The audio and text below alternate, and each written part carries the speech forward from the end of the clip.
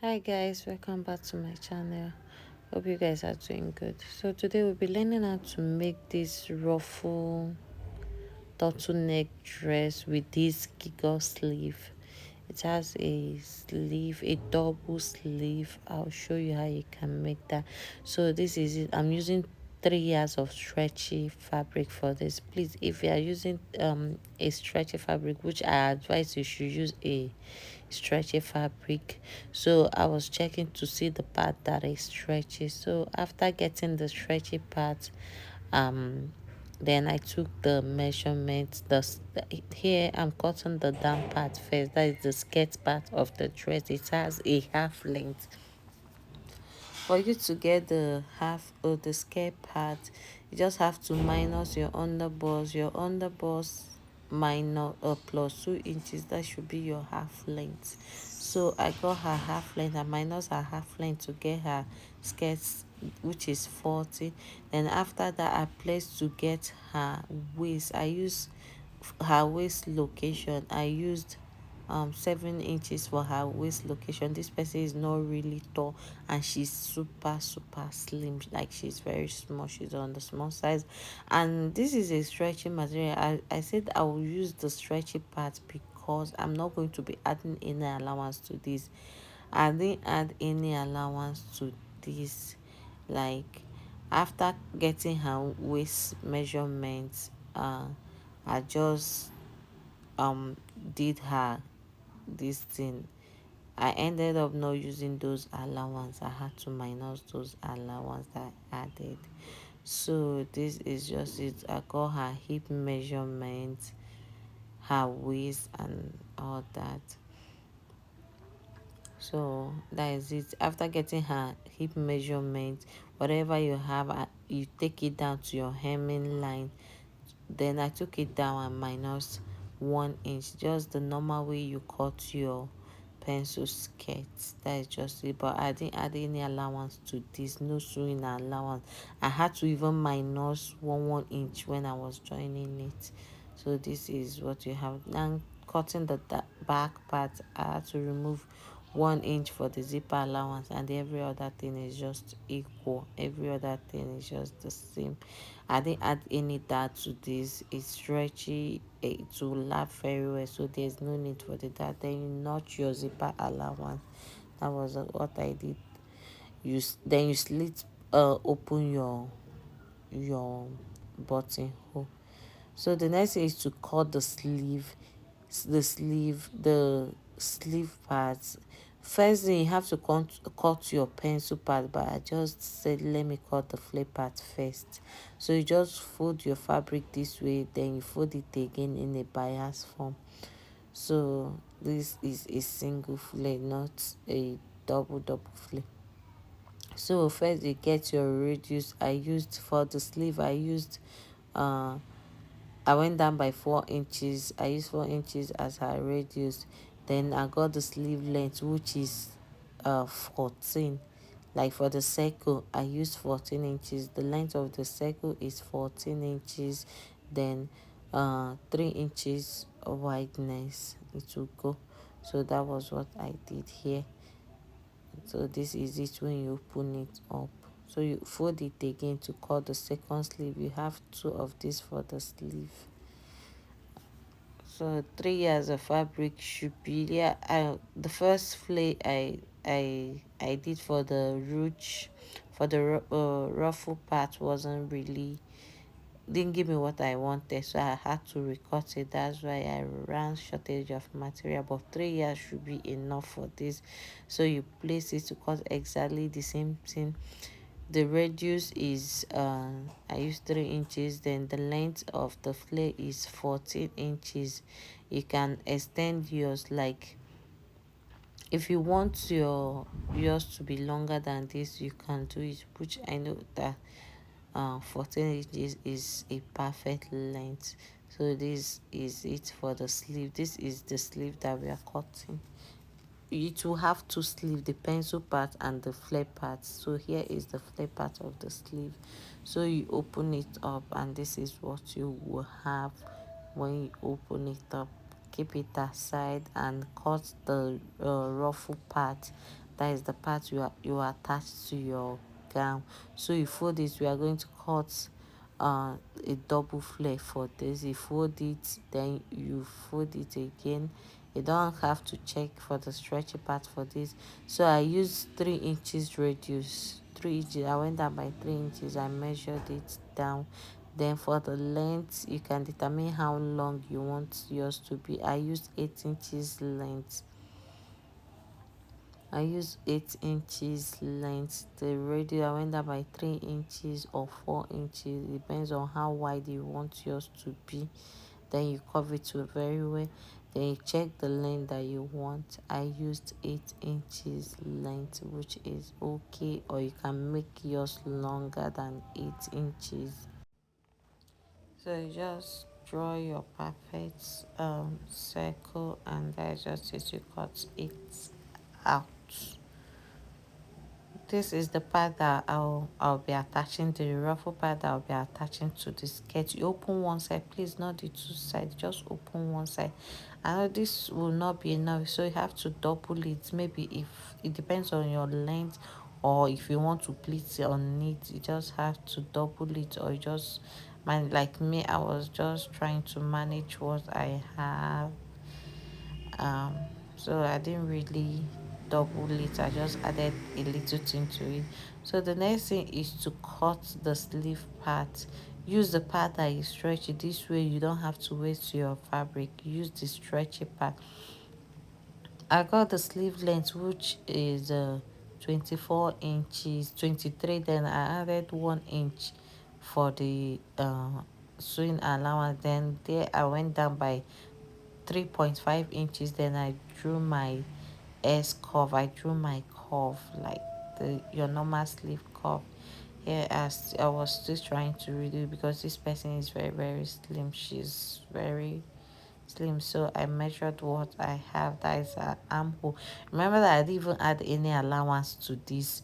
Then I got her round sleeve and her curve. I didn't really add any allowance to this, like the way I didn't add to the main fabric, the skirt part. I didn't add any allowance to the top or anything. No allowance. I thought I even had to minus up to 1 inch when I was joining it. So I got the midpoint to take our front curve. That was what I did here. So I, like I said before, that it will have a long two sleeve, the pencil and the flare part. So here is the pencil part. So you just cut this. So this is what we have for the flip. At you notch the mid the center. Then the next thing is to determine where you want your flare to end. So I went down by 13 inches. So if you are using 13 inches, then you had to make your flare to be, that's why I had to make my flare to be 14 inches long, so that it will fit very well. If you want yours where you want to attach your flare, if you want it to be 14, then you have to cut your flare to be 15. So here is how you are going to attach it. The bigger side of the flare, there is where you are going to attach to that place you marked your for a 13 inches line. So I'll cut the second sleeve. When I'm joining it, I'll show you how you can attach it. So for the upper part, this is what I have left for the upper part, like, and for one sleeve. So if you are doing this, you just have to, yeah, 3 years should be enough. It's just that I made a mistake with the first circle, like the first plate that I wanted to attach to it, that it came out really small and wide, so I just had to recut it again. That's why I ran shortage of fabric. So the upper part, we are going to, especially the front, we are going to cut it on a pattern paper, because if you check very well, the neckline has a pleat. You are going to slash the neckline. So half length is her underbust is 12, half length is 14 inches. Her half length is 14 inches. So I measured to get her half length. I took her shoulder measurement, which is 13 inches. So you should do this on fold. So this is what I have. This is 12 inches long. The shoulder is um I think 6 inches. Then I went down by 1 inch for the shoulder slope. I also took my her I brought down her shoulder measurement in order to get a perfect line for her armhole. So after that, you divide your armhole. Her neckline, I used 2.5 inches, back 1 inch. Depth is 2.5 inches also. I told you that this person is really, really small. Like it couldn't even fit into the mannequin. So I just had to every other thing I just made it small. I like if you are a normal size 10 to 12, you can use 3 inches width and depth 3 inches for the front. But this person I used 2.5 or 2.75.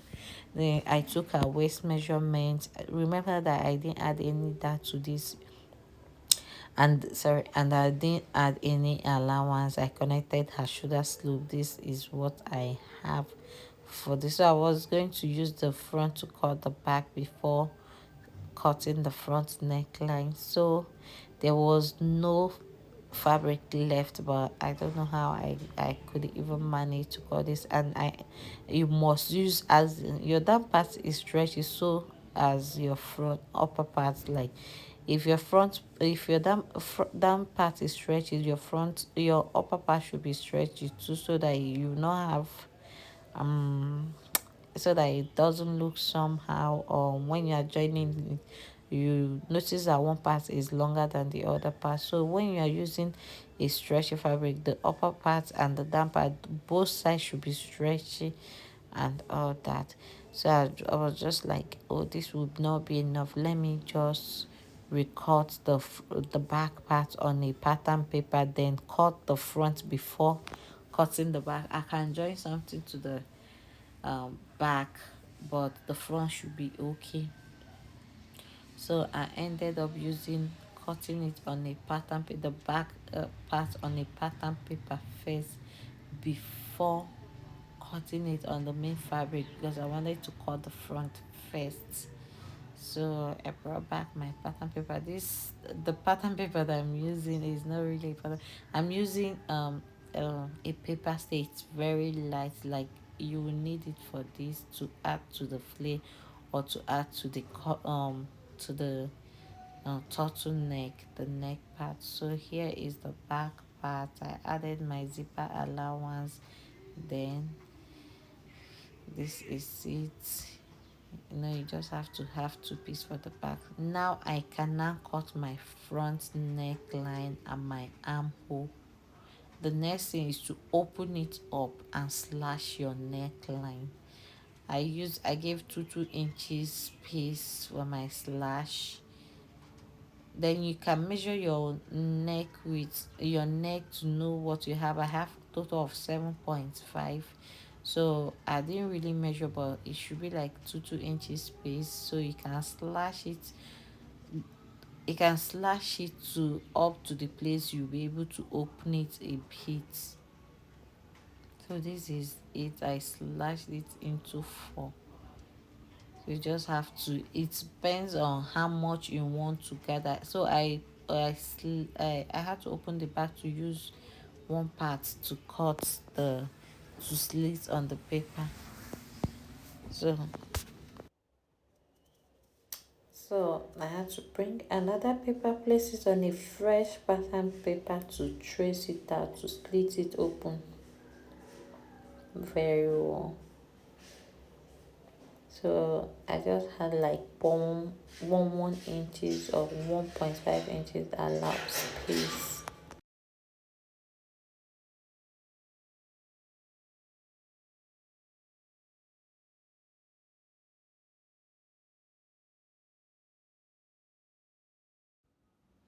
So I have like 1 inch to 1.5 inches space. You have to pin it down just exactly the way I'm doing, like exactly the way I'm doing. Then you trace the, make sure that your this thing lasts very well. Then you trace the neckline back. This is the neckline, the new neckline that I have. You have to slit it open for it to relax. It depends on how you want it to relax, but you just have to relax. So you just trace it this way. Remember that this is open, it's not unfold. I didn't slit unfold. You just have to open it up, then trace your armhole, your neckline, and everything. So this is what we have.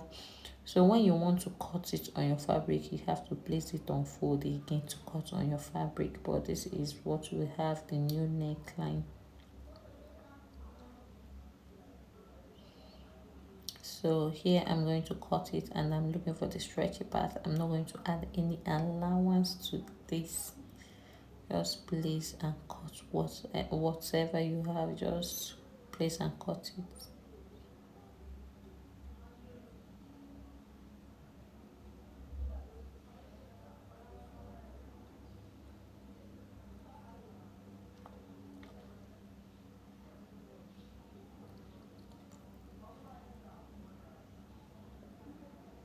So this is the front. This is what I have for the front. It matches very well. Then I'll measure the neckline. I have 13. Remember the first line that I had was 14 inches.